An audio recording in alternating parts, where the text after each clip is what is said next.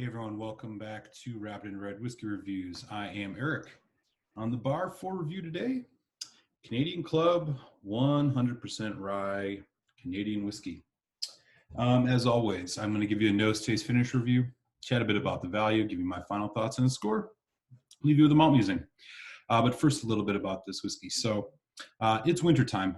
This is being posted here in December of 2019, and I was at my local shop really just kind of looking for something to be a bit more of a winter warming whiskey. Naturally, I tend to move towards peated scotches and ryes around this time of year, and came across this Canadian Club 100% Rye. Not super familiar with a ton of Canadian whiskeys, and so I thought I would give this one a try, and I'm excited to share my review of this with you. So for those of you who don't know, Canadian whiskey, a little bit different when it comes to the rules around it compared to bourbon or scotch. So in order to be considered a Canadian whiskey, it essentially has to be made in Canada, at least 40% ABV, at least 3 years old, and can include added coloring or added flavoring.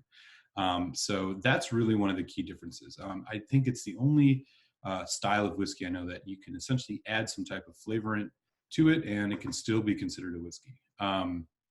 So luckily for us, I think on that front, we are not going to run into any flavoring here in this 100% rye, as this one is 100% comes from rye grain. So here's a look at the bottle. Canadian Club, huge name, probably the biggest name here in the United States when it comes to Canadian whiskey, Crown Royal being right there too. Here's what it's got to say. So this is bottled at 40% ABV, so it is right there at the minimum.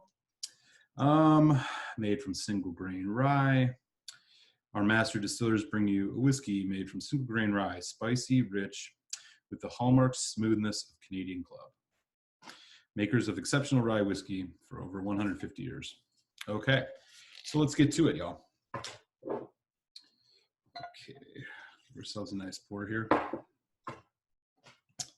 There is nothing mentioning anything about added coloring or chill filtration on this. So I think we can assume that they've added coloring as it is part of the regulations which are allowed for Canadian whiskey. Probably chill filtered as well. That is the color we're getting. So it is a nice dark color. There is no age statement on this, so not sure how old it is. But with that, why don't we dive right in?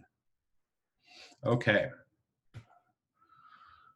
Right away on the nose, I am getting a little bit of the spiciness right away, but also there's a big note of butterscotch, caramel corn type thing, caramel popcorn.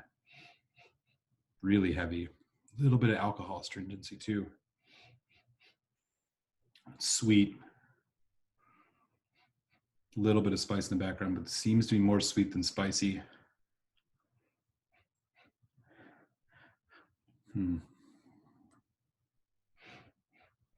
Honey, maybe? I don't know. It's about what I'm getting on here. Just really the nose is dominated by this butterscotch, caramel corn type thing. Okay. Let's taste it. Cheers, y'all.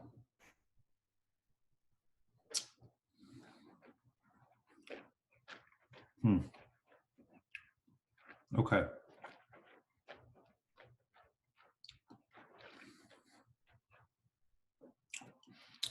So right away, the sweetness, caramel corn, a little bit of vanilla, butterscotch, big time. As it develops, it's kind of got a medium body, but as it develops, a little bit of that bite, little bitterness. I want to say maybe it's alcohol or just kind of charred oak. The rye spice kicks in a bit more now. Didn't notice it as much on the nose. It's coming through more on the palate and into the finish. Maybe a little bit of, I don't know, assorted spice. There's a cinnamon note for sure. I'm not picking much else up though. Coats the mouth decently though. Finish seems medium. Again, caramel corn, popcorn, butterscotch. And there's this, right at the end of the finish, a little bit more of that kind of bitter herb spice. And then, God, it's like a tropical fruit note or something. It's really strange.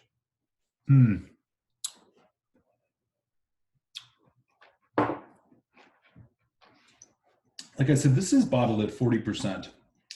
So I'm gonna put a little water on, but a very, very small amount. I am unclear. Given that the spice is kind of muted on this, I'm really not sure how well this is gonna take water or how well this would stand up in a cocktail.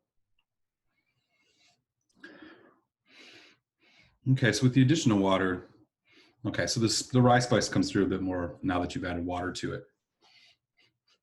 Still though, butterscotch, caramel corn.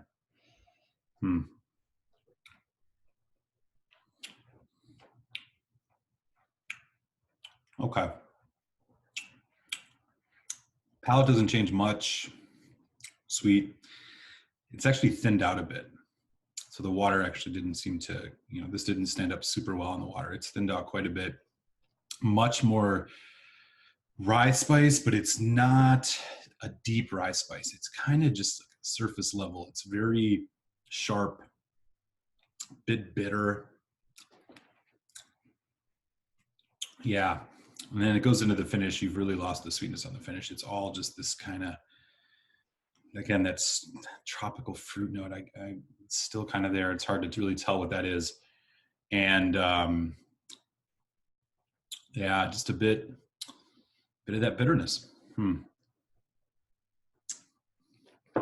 Okay. Here's one more look at the bottle. With all the sweetness you're getting off this, I'm surprised this is 100% rye. You'd almost think that this is a rye with a high corn mash bill, which is what you'd get on where a lot of that sweetness would come from.